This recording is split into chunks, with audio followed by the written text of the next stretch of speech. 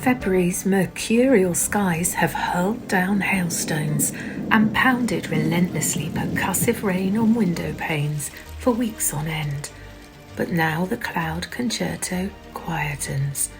The soul-stirring promise of spring begins. Bees hum. Buds break. The heart sings.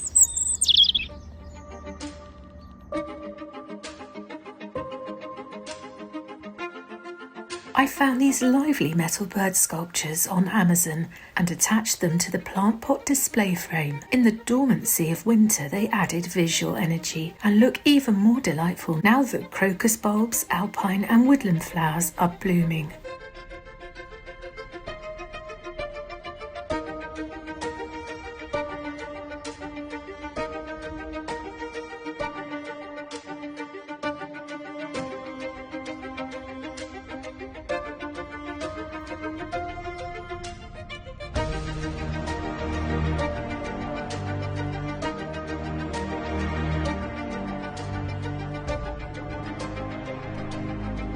They are really designed to be screwed to a post or fence panel through the base, so in forceful winds, the central bird does get knocked off his perch because I haven't quite perfected the twine attachment. Some birds I've secured in place with a tiny bamboo twig through the base, like that.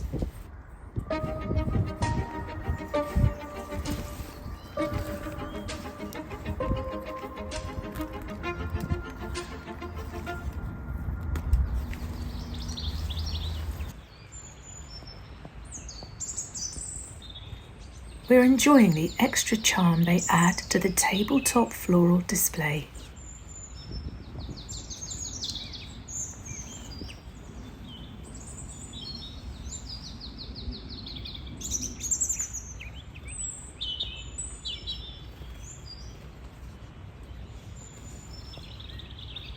I am delighted our gorgeous plants of Primula Bucks Fizz, with their peachy petals and burgundy calyces, have returned in glorious good health this year. When they finished flowering last spring, I tucked them down in the shady, sheltered, rather neglected pocket of the garden, hidden behind the bronze planter, having read online that Primulas rarely last a second year in a restrictive container. But here they are, no attention, no fuss, no fertiliser, and only a few slug nibbles. Plus, they coordinate rather well with the rustic finish of the metal birds.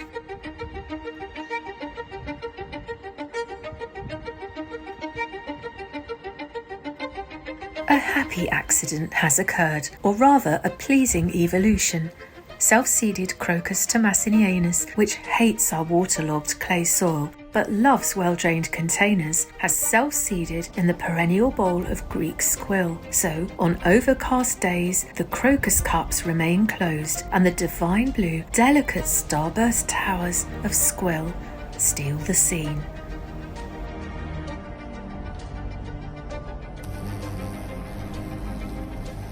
Then on sunny days, the opened crocus bring the drama, and the bumblebees have an even more bountiful pollen and nectar source to feast on.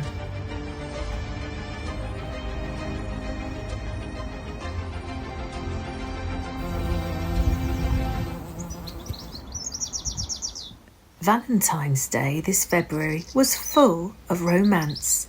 It's the name of the crocus bulb, new to our garden, that I planted in containers on the tabletop and patio display and in the raised bed in the autumn. I had been anticipating a rather more muted shade of pale primrose yellow, but they opened to quite a cheerful and sunny, bright, buttery shade inside, and are a great colour spectrum foil for all the purple crocus.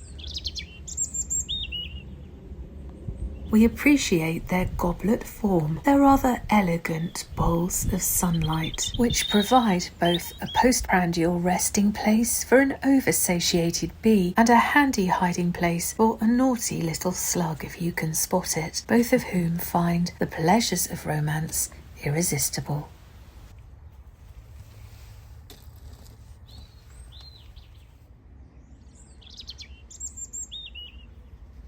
When the new birds migrated to our garden, I accidentally left them piled up one on the other on the table outside before a thunderstorm. And that's not why they look rusty. They came with an aged patina, courtesy of chemistry. But the next day, I discovered the imprint of some birds' faces had transferred onto the others in a kind of avian alchemy.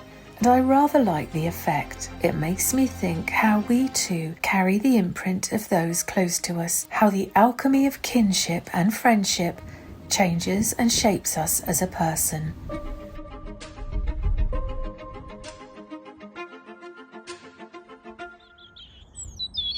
But enough pondering, there is overgrown ivy to be chopping. The ivy tapestry, gradually covering our fence panels, needs keeping in check each year, but is worth the effort for its pleasing evergreen backdrop and wildlife benefits as a sheltering, nesting, roosting and hibernation site.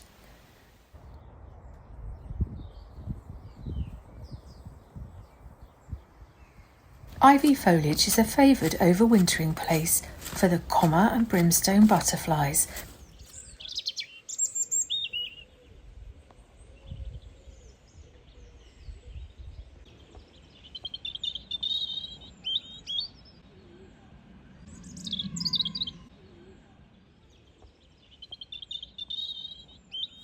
and a food source for the second annual generation of holly blue butterflies. So we always leave enough depth of leafage as cover for insects, birds and mammals. An ivy sheltering place buffers climate extremes for the creatures within. Its layered leafage mediates the bite of frosts in winter and the heat and humidity of summer days. Always check for birds' nests before cutting back ivy, even in late winter, and ideally cut before the earliest spring butterflies and bumblebees are active. There are trellis panels all along our fence behind the ivy, and you can glimpse the trellis in the next shot. These prevent the shears from cropping too close to hibernating creatures behind. This plant self-seeded in a garden some 25 years ago. Back in my childhood, we used to believe, or half believe, that ivy pulled from a wall exposed fairy footprints, signs left where the magical little folk danced jigs beneath its canopy, unseen and unheard by human ear. So I hope the fairies, as well as the wildlife, will forgive my pruning intrusion. Our ivy has finally begun transitioning to maturity, the leaf shape changing from its original 5-lobed form towards the glossy evergreen ovals of the arboreal form.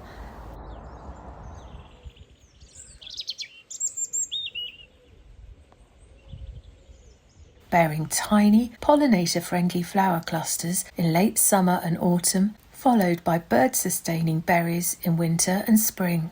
One of the most beautiful ivy cultivars in the mature arboreal form is poet's ivy, which naturally forms a dome-shaped bush with distinctive bright orange and mustard yellow berry clusters. There is a wonderful specimen in the High Garden at Great Dixter.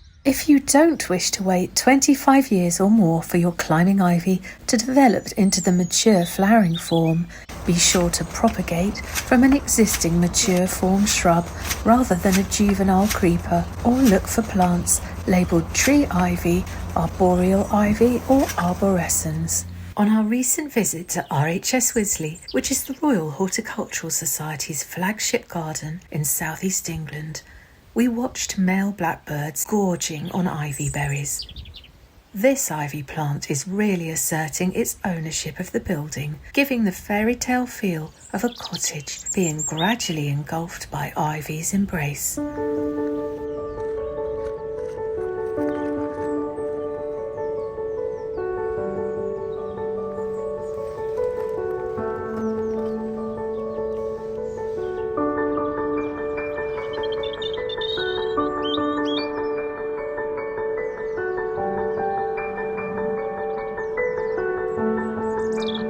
The great abundance of fruit clusters ensured that the habitually territorial blackbirds were foraging in communal harmony.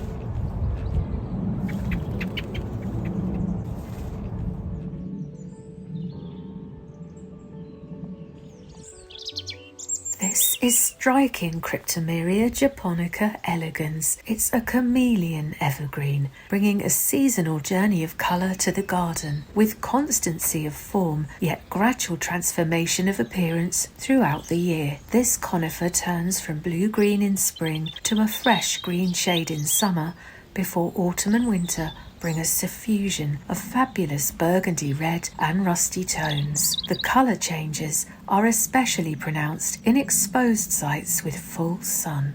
The Cryptomeria forms the apex focal point of this container display, joining visually to the other red-based foliage in a virtual triangle.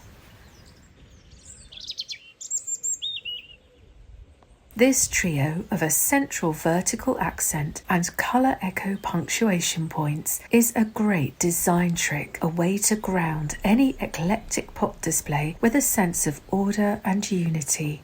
Here the principle works perfectly, even though the leafage of the Cryptomeria, the Trachelospermum and the Heuchera are very diverse.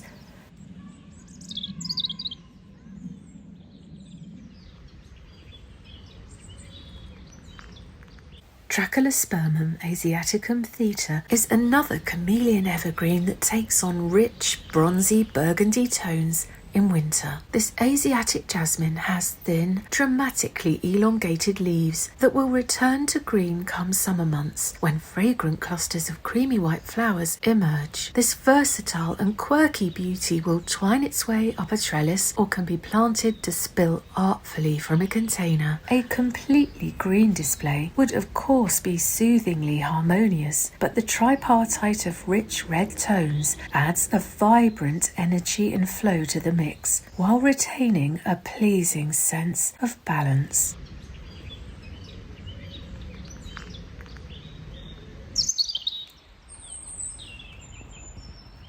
In the sheltered woodland at Wisley, glorious camellias line the enticing network of winding pathways, conjuring a sense of Japanese hillsides or temple gardens.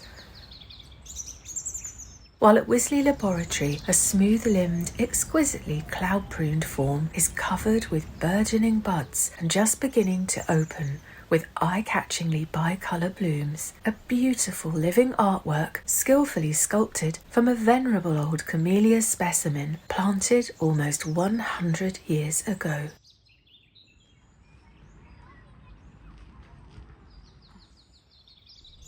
A perfectly pristine camellia of more modest size, but overflowing with charm, arranged as part of the handsome container display at Wisley Laboratory, is Camellia Quintessence, a compact spreading evergreen shrub with apple blossom buds and a slightly musky fragrance. This plant will thrive in full shade or a semi-shaded position, preferring a sheltered spot. Planted in good draining, acidic to neutral growing medium, it embodies quintessential winter-spring elegance.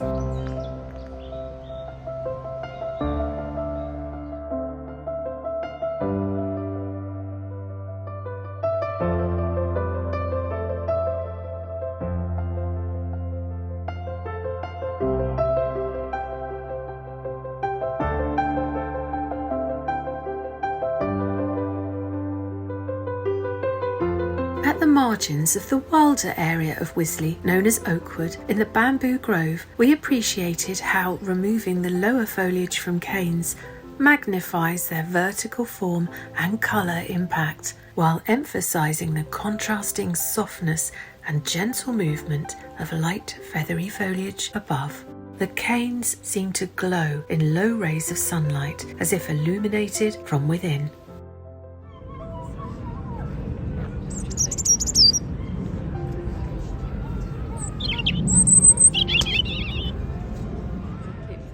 The Alpine house is also lit from within with dozens of sparkling spring gems.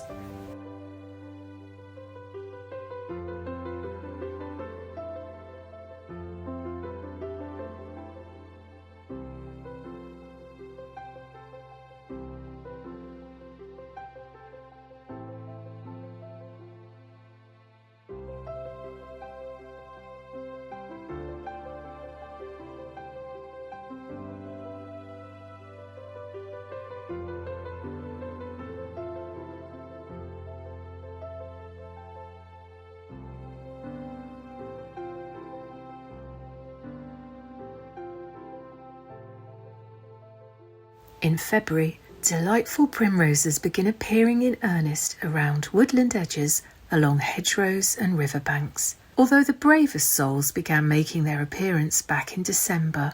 Seeing these reminded me of the charming story of a uniquely quirky little garden we were invited into back in October. This is a tiny Cornish garden overlooking a tranquil tidal creek.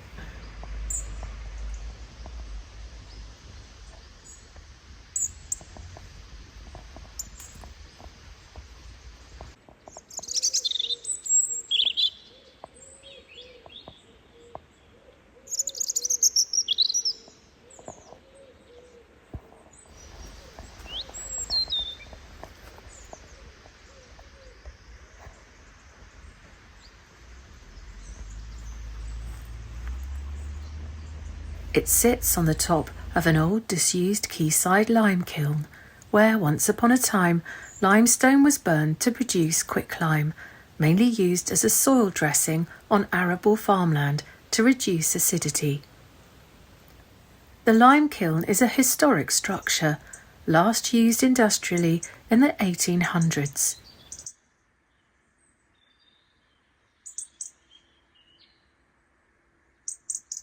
Worn stone steps lead to the top, where the quarried limestone would have been packed down into the kiln pot between layers of charcoal for burning. Now the chamber is infilled and a simple garden space has been created above.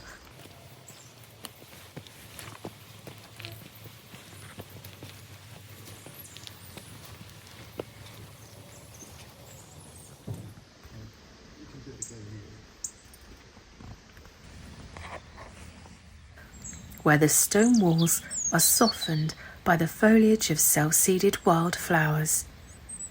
We were filming back in October, and with a little imagination, we conjured the potential scent and colour of this small space, crevices in the walls revealing primroses, foxgloves, wild strawberries, honeysuckle, as well as ferns, ivy, wallflowers, hedgebed straw, and the miniature blooms of Herb Robert with its small pink flowers and ruby-tinged stems.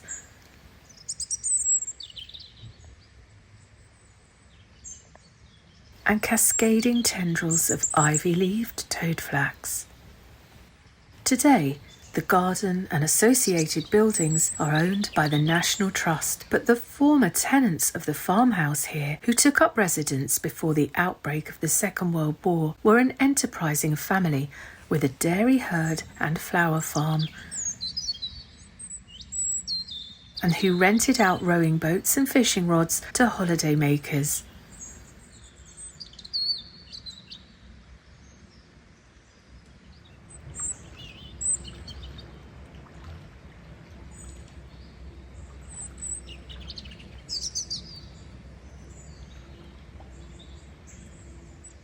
The family sold cream teas to walkers and pleasure boaters here in the garden on the top of the lime kiln. Of course, the cream came from the milk of their cows. And of course, afternoon tea the Cornish way would be warm scones on which jam would be spread, then topped with a generous dollop of cream. In the neighbouring county of Devon, the afternoon tea ritual is cream before jam. Which do you favour?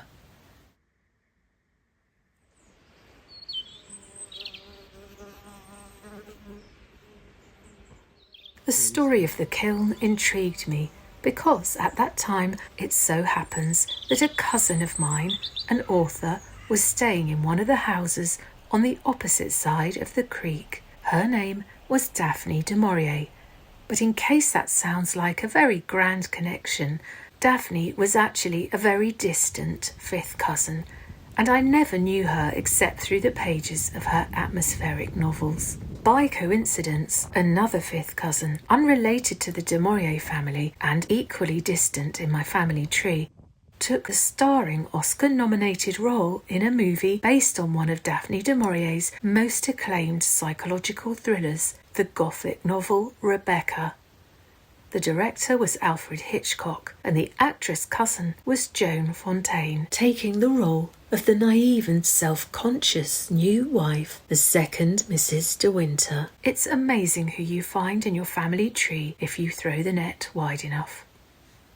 Now at this point you are probably thinking, we have strayed a long way from the lovely little wild primroses that initiated this whole story, but I promise my winding narrative road is in fact leading us back to them. The novel Rebecca centres around the tense atmosphere of a country estate called Manderley, where the second Mrs. de Winter, a kind and modest young woman, is adjusting to her new role.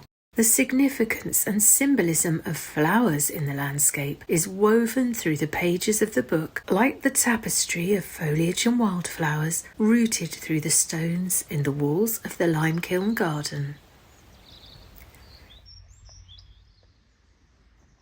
In the novel, descriptions of flora are used to powerfully, almost preternaturally, reinforce the reader's understanding of human characteristics and motivations. For example, the overpoweringly vast wall of rhododendrons in the Manderley estate is described as slaughterous red, luscious and fantastic, embodying the dominant presence, vivacity, beauty and cruelty of Rebecca, the first Mrs. de Winter. And it is the humble primrose that Daphne du Maurier uses to convey the aristocratic status of wealthy estate owner Maxime de Winter, here played by Laurence Olivier. De Winter's sense of benevolent superiority over the lower classes is revealed in his thoughts on this common early wildflower. For de Winter, the primrose was more vulgar, a homely, pleasant creature who appeared in every cranny like a weed. Although a creature of the wilds, it had a leaning towards civilization and preened and smiled in a jam jar in some cottage window, without resentment, living quite a week if given water. It is this homely, pleasant primrose that so many of us hold dear, growing in gardens or as a creature of the wild. It is William Shakespeare's merry herald of spring, a symbol of hope and renewal, and faintly mysterious in its folkloric associations with fairies. A jam jar of primroses on a windowsill means the fairies will bless the house rather than steal the milk. In Cornwall, it is said eating a primrose will confer the power to see piskies. A tiny offering of Cornish cream will also greatly please them. The resourceful family living in the creek farmhouse by their limekiln tea garden recognised both the joy and the potential capital in these wildflowers. They harvested the wild-growing blooms in spring from the sloping banks and hillsides round about to be sent overnight by steam train to Covent Garden Flower Market in London. After harvesting, the wild plants around the creek would be split and the root divisions replanted to multiply their number. To this day, there are thousands of primroses lighting up the wooded creekside paths in spring. The fairies would approve. We loved being invited into this tiny elevated garden and learning of its evolution from industrial hub to charming cream tea destination. And just as the lime kiln is an architectural reminder of the history of this now tranquil creek, a hint of the busy industry of days past, so the primroses provide a living floral memoir of a local family working with the natural landscape, leaving a beautiful wild legacy.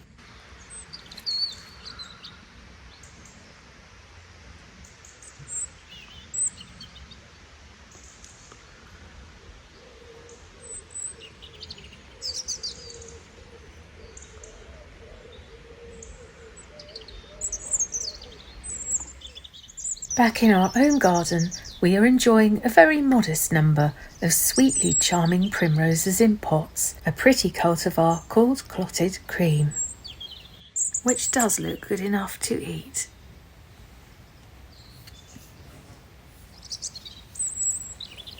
And there are other beauties in the tabletop display and patio container arrangement that I haven't even paid homage to yet, so I will pop up the plant labels as we go along.